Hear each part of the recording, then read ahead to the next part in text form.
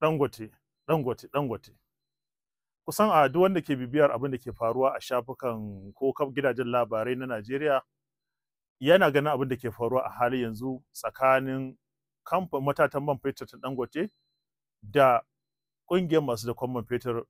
To kusan duk wanda ya kwana tashi a baya tun lokacin da aka ce Dangote ya kammala refinery ɗinsa ko matatan man fetur ta Dangote, an saurara duk wanda yake bibiyar kanun labarai a ƙasar nan yana ji cewa Dangote ya ce yana da mai ajiyayye da ya haura sama da lita miliyan 500 a aji. Amma masu siyo man fetur sun kwambace su fita waje su siyo wannan man fetur ɗin. To su ne yanzu bayan abu ya ci tira Dangote yana ganin zai yi asara sai ce to bara ya shigo al'amuran da ya shafi dakon man fetur ɗin nan. To tun daga lokacin sai aka ga ina wuta a tura Dangote. Hawa suna cewa ai yana sai ma mai kasuwan man fetur ɗin nan ya mai ta shi kaɗai yake hada-hadarsa.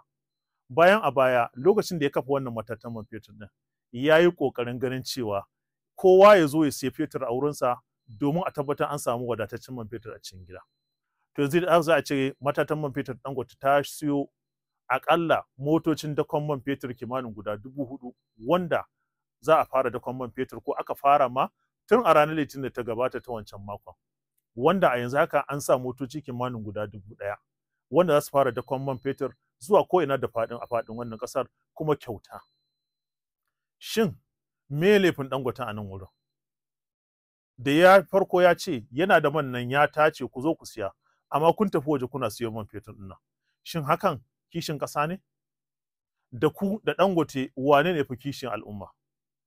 Dangote ya gina wannan matata ya kashe kuɗi sama da dala Amurka biliyan 20. Ya zo ya zuba a cikin wannan harkar. Sannan kuma ya zo ya tace wannan man fetur a cikin gida. Aka zo aka ce ku zo ku siya, maimakon ku siya sai ku tafi waje, kuma idan aka tafi wajen nan fa wasu ƙasashe ake ƙarawa arziki ake samar wa da 'yan ƙasarsa aikin yi. Amma maimakon a ce a'a a samar da kuɗin shiga a cikin ƙasa, a samar da aikin yi ga 'yan Najeriya sai a ga an kwammace. Da haka muna ganin muna jinjinawa kamfanin matatan man fetur ta Dangote bisa wannan namijin kokari da ta yi, wanda duk wanda ya kwana tashi ya ga inda farashin man fetur ke sauka a gidajen mai a faɗin wannan ƙasa.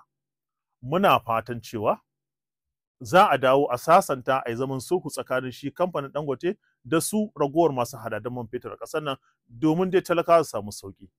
Domin an ce duk lokacin da giwaye guda biyu suke firgima to fa ciyawa ce take shan wahala. Don haka me kuke kallon wannan rigimar, waye a cikin su yafi gaskiya? Dangote ne a gefe guda ko ko a'a su wannan ragowar masu hadadan man fetur?